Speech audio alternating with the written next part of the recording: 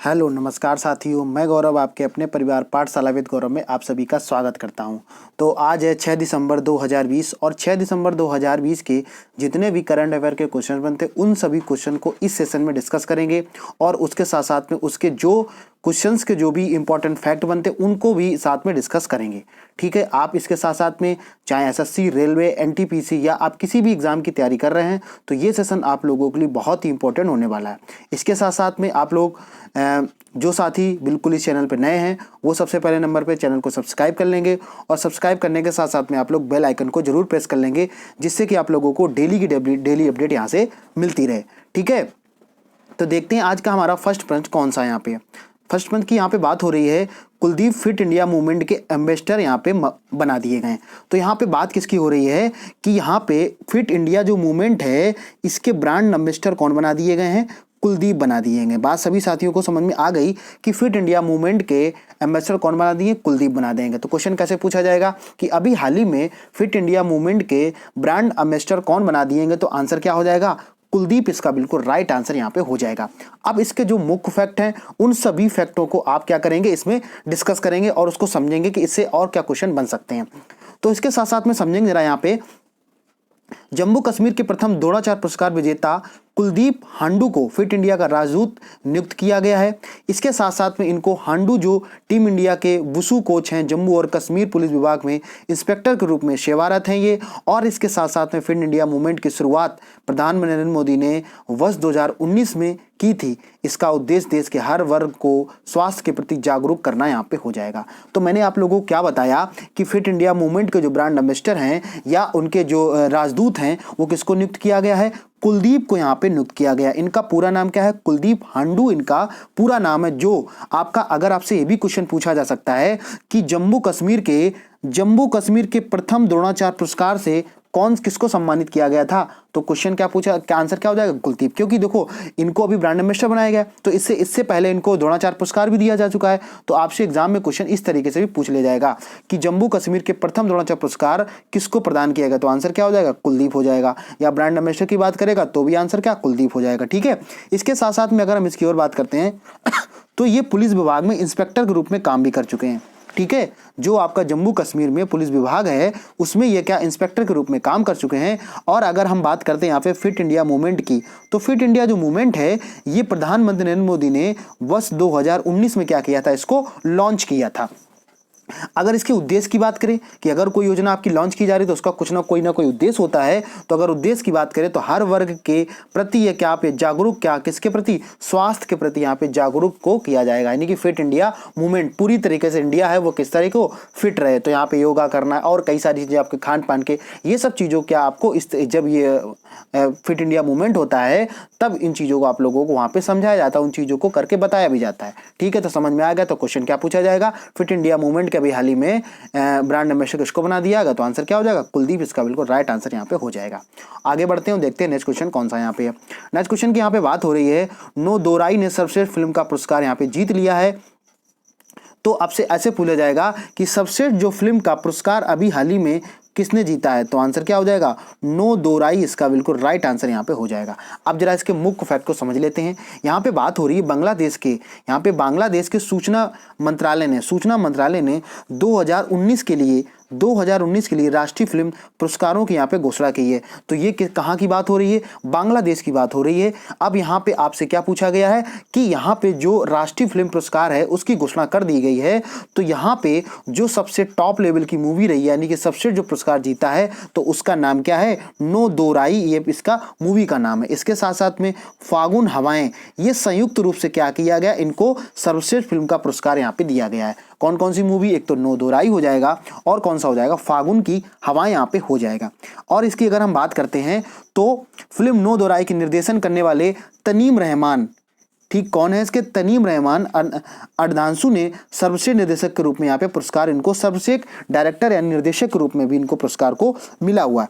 इसके साथ साथ में अगर हम इसकी और बात करते हैं तो फिल्म नो दोराई ने सर्वश्रेष्ठ छायांकन के लिए भी इसको पुरस्कार मिला है, सर्वश्रेष्ठ ध्वनि के लिए, ध्वनि की रिकॉर्डिंग के लिए, सर्वश्रेष्ठ पटकथा और सहित कई श्रेणियों में पुरस्कार इन्होंने जीत लिए हैं। तो आपसे क्या पूछा जाएगा कि बांग्लादेश ने जो राष्ट्रीय फिल्म पुरस्कार की घोषणा की है तो उसमें आपकी कौन सी मूवी ने ये पुरस्कार जीता है? तो आंसर क्या हो जाएगा? नो दो राई। तो ये जो आपको दिख रहा है यहाँ पे, ये क्या है? इसका पोस्टर है और ये है एक्टर। और अगर यहाँ हम इसकी बात करते तो मैंने आपको अभी थोड़ी देर पहले ही बताया था, डायरेक्टर कौन है इसके? तनीम रहमान इसके डॉक्टर वो हैं, क्या नाम, डायरेक्टर। ठीक है, सभी साथियों को समझ में आ गया होगा। आगे बढ़ते हैं, देखते हैं नेक्स्ट क्वेश्चन कौन सा यहाँ पे है। नेक्स्ट क्वेश्चन की यहाँ पे बात हो रही है, उदय शंकर को FICCI के राष्ट्रपति के रूप में यहाँ पे चुन लिया गया है। तो जरा इसके फैक्ट को समझ लेते हैं। तो आपसे कुछ क्वेश्चन कैसे पूछा जाएगा कि अभी हाल ही में FICCI के राष्ट्रपति के रूप में या अध्यक्ष के रूप में अभी हाल ही में किसको चुना गया है? तो यहाँ पे आंसर क्या हो जाएगा? उदय शंकर इसका बिल्कुल राइट आंसर यहाँ पे हो जाएगा। तो जरा इसके फैक्ट को भी साथ में समझ लेते हैं कि आखिर ये क्या है। तो यहाँ पे बात हो रही है किसकी? यहाँ पे बात हो रही है FICCI की। तो इसका पूरा नाम क्या हो जाएगा? Federation of Indian chambers of commerce and industries का पूरा नाम यहाँ पे हो जाएगा। तो FICC के अभी अध्यक्ष के रूप में किसको चुना गया? तो यहाँ पे उदय शंकर को यहाँ पे चुन लिया गया है। और ये अगर कब के लिए रहेंगे? 2020 और 21 के लिए इनको ये क्या किया गया है? अध्यक्ष के रूप में चुन लिया गया है। तो इसकी और अगर फैक्ट की बात करते हैं तो ये जो बैठक हुई है, ये 93 बैठक यहाँ पे हुई है। कौन सी? 93 यानी जो बैठक है इनकी यहाँ पे हुई है। समझ में आ गई। इसके साथ साथ में अगर हम बात करें तो ये जो बैठक है ये 11 से 14 दिसंबर 2020 को आयोजित होगी, के दौरान के संगीता रेड्डी यहाँ पे जगह लेंगे। तो सभी साथियों को समझ में आ गया होगा कि ये जो जगह लेंगे, मतलब इससे पहले इसके अध्यक्ष कौन थे? तो वो कौन थी? संगीता रेड्डी थी। उनकी जगह कौन लेंगे? अब उदय शंकर यहाँ पे जगह लेने वाले हैं। ठीक है, इसके साथ साथ में अगर इसके और फैक्ट की बात करते हैं तो वह एशिया प्रशांत के लिए वॉल्ट डिज्नी कंपनी के अध्यक्ष और स्टार और डिज्नी इंडिया के रूप में अध्यक्ष के रूप में ये काम कर चुके हैं। तो ये भी पॉइंट आप लोगों को याद रखना है। और ये जो फोटो में आप लोगों को दिख रहे हैं तो ये कौन है? उदय शंकर, जिनको अभी हाल ही में क्या बना दिया गया है? FICCI के क्या बना दिया? अध्यक्ष के रूप में इनको नामित कर लिया गया। और अब इसकी कौन सी नंबर की बैठक अभी होने वाली है? तो वो 93 बैठक होने वाली है। और कब से होगी? 11 से 14 दिसंबर के बीच में ये बैठक आयोजित की जाएगी। ठीक है, सभी साथियों को यहाँ तक समझ में आ गया होगा। आई थिंक जो पॉइंट मैं बता रहा हूँ वो साथ में अगर आप नोट कर रहे हैं तो उसको साथ में नोट भी करते चलें। आगे बढ़ते हैं, देखते हैं नेक्स्ट क्वेश्चन कौन सा यहाँ पे। नेक्स्ट क्वेश्चन की यहाँ पे बात हो रही है, तेलंगाना SCB ने भ्रष्टाचार विरोधी सप्ताह यहाँ पे मनाया हुआ है। तो जरा इसको समझ लेते हैं। तो आपसे कैसे पूछा जाएगा कि अभी हाल ही ने SCB ने भ्रष्टाचार विरोधी सप्ताह अभी हाल ही में कौन से प्रदेश ने बनाया है? तो इसका राइट आंसर यहाँ पे क्या हो जाएगा? तेलंगाना इसका बिल्कुल राइट आंसर यहाँ पे हो जाएगा। तो सभी साथियों को समझ में आ गया। तो इसको जरा अब इसके मुख्य फैक्ट हैं उसको जरा समझ लेते हैं। तो यहाँ पे बात हो रही है तेलंगाना एंटी करप्शन ब्यूरो 3 से 9 दिसंबर 2020 तक ये भ्रष्टाचार विरोधी सप्ताह के रूप में मनाया जा रहा है। यानी क्या है? 3 दिसंबर से लेके 9 दिसंबर के बीच में भ्रष्टाचार विरोधी सप्ताह के रूप में मना रहा है। तो कौन सा स्टेट मना रहा है? तो आंसर क्या हो जाएगा? तेलंगाना इसका बिल्कुल राइट आंसर यहाँ पे हो जाएगा। ठीक है, तो अगर इसकी और फैक्ट की बात करते हैं तो इस अवसर पर के श्रीकांत और DSP city range SCB Telangana ने एक पोस्टर जारी किया जिसमें नागरिकों से भ्रष्टाचार उन्मूलन के काम करने अनुरोध किया जा रहा है। जो ये पोस्टर इस तरीके से दिया है इसमें, तो यहाँ पे देखो है कि ये जो शख्स है इसको ये क्या दे रहा है? रिश्वत दे रहा है। और इसको ये हाथ के द्वारा क्या इसको मना कर रहा है कि मुझे रिश्वत नहीं लेनी है। तो इसी का एक पोस्टर जारी भी किया गया है जिसमें क्या लिखा है? Stop corruption. यहाँ पे जो इसका एक स्लोगन बनाएगा उसका भी आप लोगों को याद रखना है। इसके साथ साथ में अगर इसके और फैक्ट की बात करते हैं तो एंटी करप्शन ब्यूरो कार्यालय के विवरण वाले इन पोस्टरों को जागरूकता पैदा करने के लिए सार्वजनिक स्थलों और सरकारी कार्यालयों में लगाया जाएगा।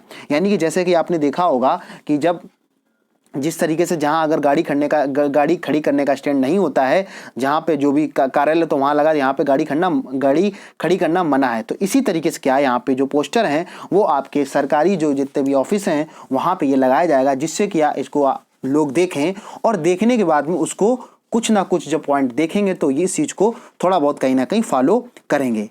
ठीक है, सभी साथियों को समझ में आ रहा होगा कि आप लोगों को क्वेश्चन किस तरीके से पूछे जा सकते हैं। तो ACB ने अभी ऐसे क्वेश्चन पूछ लेगा, ACB ने भ्रष्टाचार विरोधी सप्ताह अभी मनाया है, तो वो कब से कब तक मनाया? तो 3 दिसंबर से लेकर 9 दिसंबर के बीच में इसको मनाया जाता है।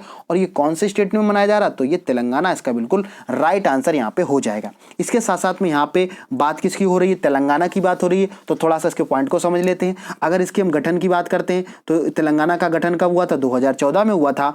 और इसके अगर हम प्रथम मुख्यमंत्री की बात करें तो प्रथम CM कौन थे? के चंद्रशेखर राव यहाँ पे थे क्या, यहाँ इनके मुख्यमंत्री थे यहाँ पे। अगर आपसे ये भी पूछ लिया जाए कि प्रेजेंट टाइम पे तेलंगाना के मुख्यमंत्री कौन है, तो वो भी आपके कौन है, यही है के चंद्रशेखर राव, जो ये दूसरी बार यहाँ पे नामित किए गए, दूसरी बार ये चुनाव जीतने के बाद में मुख्यमंत्री वहाँ के बने। तो ये पॉइंट जो आपके कुछ एक्स्ट्रा पॉइंट थे, ये भी आप लोग साथ में नोट डाउन करते चलेंगे। आगे बढ़ते हैं, देखते हैं नेक्स्ट क्वेश्चन कौन सा यहाँ पे। नेक्स्ट क्वेश्चन की बात हो रही है यहाँ पे कि वेस्ट बंगाल मुख्यमंत्री ने छात्रों के लिए मुफ्त टैब की घोषणा कर दी है। तो जरा समझेंगे यहाँ पे। तो क्वेश्चन कैसे पूछा जाएगा कि अभी हाल ही में छात्रों के लिए मुफ्त टैब की जो घोषणा की गई है वो कौन से स्टेट ने यहाँ पे घोषणा की है। तो आंसर क्या हो जाएगा, वेस्ट बंगाल, यानी कि पश्चिम बंगाल की यहाँ पे बात हो रही है। तो देखो, जैसे मैंने अभी 2 दिन पहले आपको क्वेश्चन एक डिस्कस किया था, तो उसमें क्या बताया था, सरकारें द्वारे जो योजना लॉन्च की गई थी वो किसने लॉन्च की थी, पश्चिम बंगाल ने लॉन्च की थी। तो उसमें क्या मैंने बताया था कि उसमें क्या होगा कि जो सरकार है, सरकार के जो कुछ लोग चिन्हित किए जाएंगे, वो जाएंगे आपके घर घर जाएंगे और आप वहाँ पूछेंगे कि क्या सरकार में क्या क्या बेनिफिट हुआ, क्या आपको फायदा मिला, क्या नुकसान मिला है, उसके जरिए क्या एक आकलन किया जाएगा। तो उसी को देखते हुए मैंने आपको ये भी चीज़ बताई थी कि अभी हाल ही में वहाँ पे क्या है, चुनाव होने वाले। तो ये सब चीज़ें जो आपकी लॉन्च हो रही हैं, तो कहीं ना कहीं उसी का नतीजा है। तो समझ में आ गया कि वेस्ट बंगाल ने मुख्यमंत्री ने क्या किया है, छात्रों के लिए मुफ्त टैब की यहाँ पे घोषणा कर दी गई है। और मैंने आप लोगों को एक चीज़ और बताई थी कि जिस तरीके से अगर यूपी गवर्नमेंट की बात करें, तो यूपी गवर्नमेंट में क्या हुआ था, इसी के जैसे ही यहाँ पे मुफ्त टैबलेट की बात हो रही है। और यूपी गवर्नमेंट ने क्या हुआ था कि आपके फ्री लैपटॉप की जो सुविधा यहाँ पे दी गई थी, उसी को कहीं ना कहीं क्या किया है, कॉपी करने की यहाँ पे बात की जा रही है। जरा इसके मुख्य फैक्ट को भी समझ लेते हैं, क्या है इसके मुख्य फैक्ट को यहाँ पे। तो पश्चिम बंगाल की जो मुख्यमंत्री है ममता बनर्जी ने, इन्होंने क्या किया है कि इन्होंने अभी हाल ही में घोषणा की है कि सरकारी स्कूलों और मदरसों में पढ़ने वाले 9.5 लाख छात्रों को ऑनलाइन सुविधा बनाने के लिए मुफ्त टैबलेट की यहाँ पे सुविधा प्रदान की जाएगी। तो समझ में आ गया। तो कौन कौन से स्कूल होंगे, सरकारी स्कूल और मदरसों में पढ़ने वालों के करीब 10 लाख करीब आप मान के चलिए क्या है, यहाँ पे ऑनलाइन सुविधा जो प्रदान करने के लिए इनको मुफ्त टैबलेट की सुविधा दी जाएगी। तो अगर हम इसकी और फैक्ट की बात कर लें तो बंगाल में कितने 36,000 कितने सरकारी स्कूल हैं और सरकारी सहायता प्राप्त स्कूल करीब अगर हम बात करें यहाँ पे तो 14,000 करीब उच्चतर माध्यमिक हैं स्कूल हैं और 636 क्या हैं, मदरसे हैं। तो पूरा डाटा आप लोगों को इस तरीके से याद रखना है। जो भी साथी यूपीपीएससी की तैयारी कर रहे हैं, आगे जब नेक्स्ट आपका एग्जाम, तो आपके ये क्वेश्चन जो है आपके बहुत ही इंपॉर्टेंट हो जाएगा। आपसे वो फैक्ट कथन में पूछ लेगा, तो आपको ये चीज़ पूरी पता होनी चाहिए। ठीक है। तो अगर यहाँ पे स्कूल की, सरकारी स्कूल की बात करें 36,000 हो जाएंगे, उच्चतर की बात करें तो 14,000 हो जाएंगे, और अगर आपसे पूछे मदरसे कितने तो 636 क्या हो जाएंगे, मदरसे हो जाएंगे। कहाँ के, तो वो आपके वेस्ट बंगाल के। ठीक है। वहाँ की सीएम कौन है, ममता बनर्जी। ठीक है, आगे बढ़ते हैं, देखते हैं नेक्स्ट क्वेश्चन कौन सा यहाँ पे हो रहा है। तो अब जरा आगे नेक्स्ट क्वेश्चन की हम बात करते हैं। नेक्स्ट क्वेश्चन क्या यहाँ पे है कि यहाँ पे आपसे पूछा जा रहा है कि Gitanjali Rao kid of the year के रूप में नामित कर ली गई हैं। तो यहाँ पे आपसे क्वेश्चन कैसे पूछा जाएगा, किड ऑफ द ईयर के रूप में कौन अभी हाल ही में नामित किया गया है। तो आंसर क्या हो जाएगा, गीतांजलि राव यहाँ पे बिल्कुल राइट आंसर यहाँ पे हो जाएगा। कैसे क्वेश्चन पूछा जाएगा आप लोगों से कि अभी हाल ही में किड ऑफ द ईयर के लिए कौन नामित किया गया, तो आंसर क्या हो जाएगा, गीतांजलि। इसका बिल्कुल राइट आंसर यहाँ पे हो जाएगा। तो अब जरा इसको मुख्य फैक्ट को और समझ लेते हैं कि इस क्वेश्चन से के मुख्य फैक्ट और क्या क्या हो जाएंगे। तो यहाँ पे बात हो रही है कि भारतीय अमेरिकी किशोरी गीतांजलि राव को time magazine first ever kid of the year के रूप में नामित किया गया है। अगर दूषित पेयजल से लेकर ओपियोड की लत और साइबर बुलिंग तक की समस्याओं को निपटने के लिए तकनीक का इस्तेमाल पर उनके काम के लिए उन्हें पहचाना गया था। और इसके साथ साथ में अगर इसकी बात करते हैं तो अमेरिका के कोलोराडो से 15 वर्षीय को 5,000 उम्मीदवारों से चुना गया और हॉलीवुड अभिनेत्री एंजेलिना जोली द्वारा ये साक्षात्कार यहाँ पे लिया गया था। तो जरा इसके मैंने क्या बताया कि यहाँ पे बात किसकी हो रही है, टाइम मैगजीन जो होती है, टाइम मैगजीन की बात हो रही है। First ever kid of the year के रूप में इनको नामित किया गया। कौन है ये, गीतांजलि राव हैं, इनको नामित किया गया है। तो अगर हम बात करते हैं कि आखिर ये क्यों इतनी फेमस हुई हैं, जो कवर पेज पे इनकी फोटो आई है, तो उन्होंने क्या किया है कि दूषित पेयजल यानी दूषित जो पानी है उसको ओपियोड की लत और साइबर बुलिंग तक की समस्याओं से निपटने के लिए तकनीक के इस्तेमाल पर उनके काम करने के लिए उन्हें पहचाना गया था। यानी कि क्या होता है कि जिस तरीके का आपका दूषित पानी होता है तो उन पानियों को, अशुद्धियों को बताया उन्होंने कि किस तरीके से इसको शुद्ध करना, और शुद्ध करने के साथ साथ में कौन कौन से इसमें बैक्टीरियाज हैं और उस किस तरीके से ये पानी को दूषित होता है और उसको आपको किस तरीके से बचाना है। इसके काम के लिए क्या है, इनको जो अभी हाल ही में क्या किया गया, first ever kid of the year के रूप में इनको नामित किया गया है। जो टाइम मैगजीन है, टाइम मैगजीन के अकॉर्डिंग इनको क्या किया, इस रूप में चुना गया है। तो इसके साथ साथ में अगर और बात करते हैं, अमेरिका के कोलोराडो में 15 वर्षीय को अगर बात करें तो यहाँ पे 5000 उम्मीदवारों को चुना गया और हॉलीवुड अभिनेत्री एंजेलिना जोली के द्वारा यहाँ पर साक्षात्कार लिया गया था।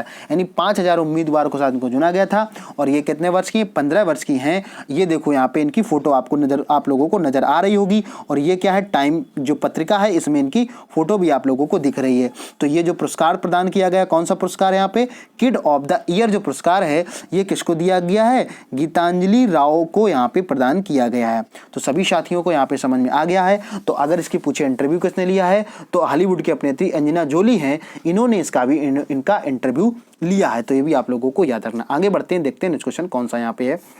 नेक्स्ट क्वेश्चन की बात हो रही है NIN के नए परिसर को निसार ग्राम कहा जाएगा। तो जरा इसको भी समझ लेते हैं। यानी कि आपसे ऐसे पूछ लेगा कि अभी हाल ही में NIN के नए परिसर को क्या कहा गया है, तो इसका राइट आंसर क्या हो जाएगा। यहाँ पे अगर हम इसकी बात करते हैं तो क्या हो जाएगा, निसार ग्राम इसका बिल्कुल राइट आंसर यहाँ पे हो जाएगा।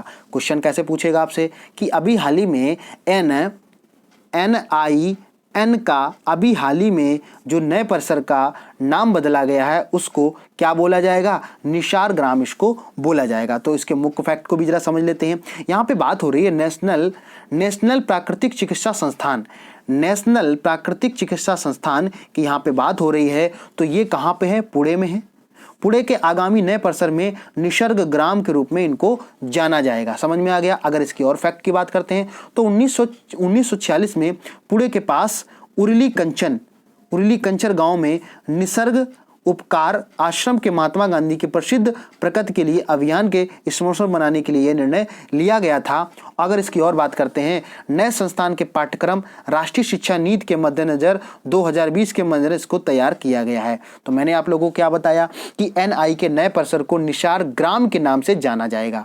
मतलब कहने का मतलब क्या, जो वहाँ पे परिसर है यानी कि जो उसकी जो फील्ड बनी होगी, जो वहाँ का बगीचा होगा, उस परिसर का मतलब क्या होता है, जैसे घर होता है, घर के बाहर जो जगह पर उसको परिसर बोलते हैं, तो उसी को क्या बोला जाएगा, निसार ग्राम के नाम से जाना जाएगा। तो राष्ट्रीय प्राकृतिक चिकित्सा जो संस्थान है ये कहाँ पे उपस्थित है, तो आंसर क्या हो जाएगा, पुणे में। देखो अगर आपसे उसने ये नहीं पूछा NI के परिसर को क्या कहा जाएगा, ठीक है, तो निसार ग्राम, लेकिन अगर उसने ये भी पूछ लिया कि राष्ट्रीय प्राकृतिक चिकित्सा संस्थान है ये कहाँ पे है, स्थित है, तो आंसर क्या हो जाएगा, पुणे। बिल्कुल इसका राइट आंसर यहाँ पे हो जाएगा, जैसा कि आप लोगों को यहाँ पे दिख रहा होगा इस फोटो के माध्यम से। ठीक है, आगे बढ़ते हैं, देखते हैं नेक्स्ट क्वेश्चन कौन सा यहाँ पे है। तो नेक्स्ट क्वेश्चन की बात हो रही है, फॉर्च्यून ने अजय वंगा को अपनी सूची में नामित किया है। तो आज कुछ इस तरीके से जो नई जो अपॉइंटमेंट हुई हैं वो क्वेश्चन आप लोगों के पास में थोड़े से ज़्यादा हैं, क्योंकि अब ये जो क्वेश्चन आपके करंट में जो इंपॉर्टेंट फैक्ट हैं वही क्वेश्चन में आप लोगों को साथ में डिस्कस करेंगे। तो यहाँ पे बात हो रही है कि फॉर्च्यून है, फॉर्च्यून मतलब क्या है, एक तरीके की आपकी एक एजेंसी होती है, उसमें फॉर्च्यून ने अजय वंगा को अपनी सूची में यहाँ पे नामित कर लिया है। तो ये क्वेश्चन क्यों इंपॉर्टेंट हो जाता है अभी सभी साथियों को समझ में आएगा। तो अगर आपसे पूछ लिया जाए कि फॉर्च्यून ने जो एक रिपोर्ट जारी करता है उस सूची में अभी किसको नामित कर लिया गया, तो आंसर क्या हो जाएगा, अजय वंगा यहाँ पे आंसर हो जाएगा। तो जरा अब यहाँ पे अजय वंगा की बात हो रही है तो इनको भी जरा समझ लेते हैं कि ये क्या क्या है, यहाँ पे क्या इनके हैं। तो अब इसकी देखो हम बात करते हैं, एडोब के जो CEO हैं, एडोब के जो CEO कौन है, CEO शांतनु नारायण हैं, और मास्टर कार्ड के जो CEO हैं अजय वंगा। मैंने आपको क्या बताया, मास्टर कार्ड, यानी कि जो भी आपके मास्टर कार्ड होते हैं, जैसे ATM होगा, ATM में मास्टर कार्ड होता है, रुपए कार्ड होता है, तो जो मास्टर कार्ड है उसके CEO कौन है, अजय वंगा हैं। इनको Fortune business person of the year यानी कि Fortune business person of the year के लिए नामित किया गया है। इसके साथ साथ में अगर हम बात करें इस सूची में टेस्ला के CEO एलन मस्क ने दूसरी बार शीर्ष स्थान यहाँ पे शामिल किया हुआ, कितना दूसरी बार शीर्ष स्थान पे इनको हासिल किया है। इसके साथ साथ में अगर हम और बात करते हैं सूची में नारायण, अब नारायण की बात हो रही, कौन शांतनु नारायण, तो किसके सीईओ, एडोब के सीईओ हैं, इनको 8वें स्थान पर रखा गया है। और अब की जबकि बंगा को 9वें स्थान पर क्या किया गया है, शामिल किया गया। तो ये नए एडू हैं, तो ये भी आप लोगों को याद रखना। इसके साथ साथ में अगर हम बात करते हैं बंगा जो 10 साल के मास्टर कार्ड के सीईओ थे, अपने पद को छोड़ देंगे और माइकल मैवेंग के नए सीईओ होंगे यहाँ पे। तो अब देखो यहाँ से आपको कितने सारे क्वेश्चन को डिस्कस हो गया। तो अगर आपसे पूछ लिया जाता है कि भाई अब तो ये क्या बना दिए जाए, विजय पर्सन ऑफ द ईयर बना दिए गए, और ये अपने क्या करेंगे, सीईओ से 10 साल से मास्टर कार्ड के सीईओ थे, लेकिन अपने पद से ये इस्तीफा दे देंगे। कौन, अजय बंगा इस्तीफा दे देंगे। तो अभी हाल ही में जो मास्टर कार्ड के सीईओ कौन बना दिए जाएंगे, ये बना दिए जाएंगे कौन, मे बैक बना दिए जाएंगे। कौन, मे बैक, ये भी आपको याद रखना है, यानी कि माइकल मे बैक आंसर इनका ये हो जाएगा। ये साथ ही सभी लोग यहाँ पे देख लेंगे, ठीक है, इसको साथ में नोट डाउन कर लेंगे। तो ये भी आप लोगों को याद हो गया। तो क्वेश्चन तो किसी भी तरीके से आपसे पूछा जाता है, एक क्वेश्चन में कम से कम 4 से 5 क्वेश्चन आप लोगों को निकल के आ जाते हैं।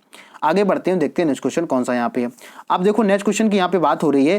नेक्स्ट क्वेश्चन आप लोगों से क्या पूछा गया, जरा इसको समझते हैं। जरा यहाँ पे बात हो रही है कि जॉन अब्राहम ने पेटा के पर्सन ऑफ द ईयर को यहाँ पे नामित कर लिया गया है। तो मैंने आपको कहा कुछ इस तरह के आज क्वेश्चन आप लोगों के ज्यादा हैं, तो वो सभी क्वेश्चन को क्या करेंगे, साथ में डिस्कस करेंगे। और ये जो क्वेश्चन आपके हर कोई ना कोई एग्जाम में जरूर टकराने वाले हैं, तो आप लोग ध्यान से समझिएगा, एक एक पॉइंट को साथ में नोट करते भी जाइए चलिएगा। जरा समझते हैं इसको। देखो यहाँ पे बात किसकी हो रही है, तो यहाँ पे बात हो रही है कि पेटा के पर्सन ऑफ द ईयर के लिए जॉन अब्राहम को नामित कर लिया गया है। तो क्योंकि अगर कोई नामित किया जाता है तो कुछ ऐसा उसने काम किया होता है, तभी उन चीजों को नाम लिया जाता है, ठीक है, या उनको तभी नामित किया जाता है। तो यहाँ पे बात हो रही है किसकी, जॉन अब्राहम की। तो जॉन अब्राहम को people for the ethical treatment of animals, PETA, इसको शॉर्ट फॉर्म में क्या बोलते हैं, पेटा को शॉर्ट फॉर्म में क्या बोलते हैं, people for the ethical treatment of the animals. PETA इसको डायरेक्ट फॉर्म में बोल दिया जाता है कि 2020 के लिए पर्सन ऑफ द ईयर के रूप में इनको नामित कर लिया गया है। तो अगर हम इसकी बात करते हैं तो इन्होंने कुछ ऐसा काम किया, तो वो काम इन्होंने क्या किया था, जॉन अब्राहम ने एक ई रिटेलर को जीवित पशुओं का व्यापार रोकने का आग्रह करते हुए एक पत्र लिखा था। इसके साथ साथ में अगर इनकी और बात करते हैं, वह सर्कस में जानवरों को उपयोग पर प्रतिबंध लगाने पर जोर दे रहे हैं और पक्षियों को पिंजरों में रखने के खिलाफ एक अभियान का हिस्सा भी यहाँ पे ये बने हुए हैं। तो मैंने आपको क्या बताया यहाँ पे कौन सा क्या नाम वो है, तो आप लोगों को याद रखना है, people for the ethical treatment of animals, यानी इसको शॉर्ट फॉर्म में क्या बोलते हैं, पेटा बोलते हैं। तो पेटा के पर्सन ऑफ द ईयर के रूप में किसको नामित कर लिया गया है, जॉन अब्राहम को यहाँ पे नामित कर लिया गया है। और अगर हम इसकी बात करें तो ये क्या करता है, ये जो आयोग है यानी कि जो पेटा है, ये क्या काम करता है, तो ये जो जितने पक्षी हैं उन सभी पक्षियों को और जो जानवर हैं उनको जो मार देते कुछ लोग, उनको प्रतिबंध लगाने पे यहाँ पे जोर दिया जाता। तो उन्हीं का इन्होंने क्या सपोर्ट किया है, इसीलिए इनको क्या है, पर्सन ऑफ द ईयर के रूप में नामित किया गया। इनको सभी लोग जानते हो क्योंकि ये क्या है, एक बॉलीवुड एक्टर है, ठीक है। तो सभी साथियों को पूरी बात यहाँ पे समझ में आ रही होगी कि आप लोगों को किस तरीके से आप क्वेश्चन को याद रखना है, और याद करते करते आप लोगों को कैसे चीजें याद हो जाती है पढ़ते टाइम पे। अब जरा आगे बढ़ते हैं, देखते हैं नेक्स्ट क्वेश्चन कौन सा यहाँ पे। नेक्स्ट क्वेश्चन की देखो यहाँ पे बात हो रही है, हैदराबाद अंतरराष्ट्रीय हवाई अड्डे पर स्वरिम सेवा यहाँ पे चालू कर दी गई है। तो आप लोगों को कैसे क्वेश्चन याद रखना है, क्वेश्चन ऐसे याद रखना है कि अभी हाल ही में हैदराबाद अंतरराष्ट्रीय हवाई अड्डे पर कौन सी सेवा अभी शुरुआत की गई है, तो आंसर क्या हो जाएगा, स्वरिम सेवा, इसका आंसर राइट आंसर यहाँ पे हो जाएगा। या ऐसे पूछा जाएगा कि कौन से हवाई अड्डे पे स्वरिम सेवा अभी शुरुआत की गई है, तो आंसर क्या हो जाएगा, हैदराबाद अंतरराष्ट्रीय हवाई अड्डा इसका बिल्कुल राइट आंसर यहाँ पे हो जाएगा। इसके साथ साथ में इसके जब मुख्य फैक्ट हैं तो मुख्य फैक्ट को भी जरा समझ लेते हैं। यहाँ पे बात हो रही है GMR Hyderabad international airport limited GIHIL के सहयोग से केंद्रीय औद्योगिक सुरक्षा बल CIS की यहाँ पे बात हो रही ने एक हैदराबादी अंतरराष्ट्रीय हवाई अड्डे पर एक अद्वितीय यात्री केंद्रित सेवा, ये यात्री केंद्रित सेवा है जिसका नाम क्या है, स्वर्णिम सेवा। आप लोगों को याद रखना है क्या है, स्वर्णिम सेवा, ठीक है। अगर इसकी और बात करते हैं, यह हवाई अड्डे पर यात्रियों को मदद के लिए विशेष सेवा प्रदान करेगा, यानी कि जो इस अंतर्राष्ट्रीय हवाई अड्डे पर लोग आएंगे उनकी विशेष प्रकार से हेल्प की जाएगी। तो उस सेवा का नाम क्या है, स्वर्णिम सेवा इसका यहाँ पे आंसर हो जाएगा। अगर इसकी हम बात करते हैं तो हवाई अड्डे पर CISF स्वर्णिम सेवा के कर्मियों को एक टीम बनाई गई है और ये तैनात भी कर दी गई है। तो ये जो फोटो आप लोगों को दिख रही है, ये फोटो कहाँ की, अंतर्राष्ट्रीय हवाई अड्डे यानी कि हैदराबाद की ये फोटो है। तो अभी हाल ही में कौन सी योजना वहां पे सेवा शुरू की गई है, स्वर्णिम सेवा, अभी इसकी शुरुआत की गई। तो कहां पे शुरू की गई है, ये आपकी हैदराबाद अंतर्राष्ट्रीय हवाई अड्डे पर इसकी शुरुआत की गई है। और किसके सहयोग से शुरू की गई, तो वो आंसर क्या हो जाएगा, CISF यहाँ पे आंसर हो जाएगा। देखो आप क्वेश्चन कैसे पूछ लेगा आपसे, ऐसे भी पूछ सकता है कि अभी हाल ही में हैदराबाद अंतर्राष्ट्रीय हवाई अड्डे पर स्वर्णिम सेवा शुरुआत की गई, तो किसके सहयोग से शुरुआत की गई है, तो BSF दे देगा, CISF दे देगा, आपको 3 से 4 दे देगा, लेकिन वो किसके साथ होगा, CISF के साथ में इनका क्या हुआ है, सेवा ये प्रदान की जाएगी सभी साथियों को। ठीक है, जो वहां पे जाएंगे उनको क्या होगा, उसका लाभ मिल पाएगा। इसके साथ साथ में तो पूरा जो आपका जो क्वेश्चन थे वो सभी साथियों को समझ में यहाँ तक आ गए होंगे। ठीक है, इसके साथ साथ में अगर हम यहाँ पे बात करते हैं तो अगर आप अंत तक आ गए हैं तो जो साथी इस चैनल पे बिल्कुल नए हैं वो क्या करेंगे, सबसे पहले नंबर पे चैनल को सब्सक्राइब करेंगे। इस सबसे पहले नंबर पे आप लोगों को क्या करना है कि आप अगर नए हैं चैनल पे तो आप क्या कर सकते हैं, रेड कलर का बटन बना होगा, वहां पे आप लोग क्या कर सकते हैं, चैनल को सब्सक्राइब कर सकते हैं। सब्सक्राइब करने के साथ में उसके साथ में बेल आइकन होगा। इससे क्या होगा, अगर आप प्रेस कर लेते हो तो आप लोगों को डेली की डेली अपडेट यहाँ पे मिलती रहेगी। इसके साथ साथ में आप लोगों को सेशन को लाइक करना है और लाइक करने के साथ साथ में आप लोगों को शेयर भी करना है। और शेयर करने के बाद में आप लोगों को यहाँ पे क्या करना, कमेंट के माध्यम से अपनी बात को रखना है, यानी कि आप इस सेशन के बारे में बता सकते हैं। अच्छे व्यूज, जो भी आपको कुछ भी समझ में आ रहा है या नहीं आ रहा है, वो भी आप कमेंट के माध्यम से अपनी बात को रख सकते हैं। ठीक है, इसके साथ साथ में आप लोग क्या कर सकते हैं, फेसबुक पे और इंस्टाग्राम पे और ट्विटर पे आप हमें फॉलो कर सकते हैं। और इनके लिए आप लोगों को करना क्या है, आप सर्च कर सकते हैं पाठशाला विद गौरव, और तो आप लोगों को क्या होगा, वहां भी आप लोगों को डेली अपडेट यहाँ पे प्रोवाइड कराई जाती है। और इसके साथ साथ में जिन साथियों को PDF मिलने में प्रॉब्लम हो रही है तो वो साथी क्या करेंगे, हमारा जो टेलीग्राम चैनल है पाठशाला विद गौरव, उसको भी आप लोग क्या करेंगे, ज्वाइन कर लेंगे। वहां से आपको डेली की डेली जो PDF है वो प्रोवाइड कराई जा रही है। इसके साथ साथ में एक सूचना आप लोगों के लिए और है कि इस चैनल के माध्यम से आप लोगों के लिए रेलवे NTPC की तैयारी है वो पूरी जोरदार तरीके से करवाई जा रही है। तो जिन साथियों ने अभी तक रीजनिंग की प्लेलिस्ट नहीं देखी है वो जाके पूरे के पूरे आपके 8 या 9 चैप्टर कंप्लीट हो गए, उनको जाइए और एक एक अपनी तैयारी को एक और क्या बोलते हैं उसको धार आप दे सकते हैं।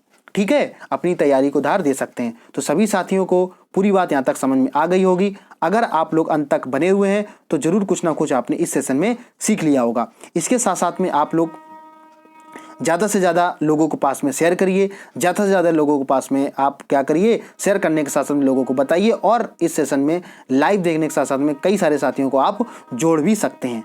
तो ठीक है, फिर मिलते हैं किसी नेक्स्ट वीडियो में नेक्स्ट अपडेट के साथ में। तब तक के लिए पढ़ते रहें और खुश रहें।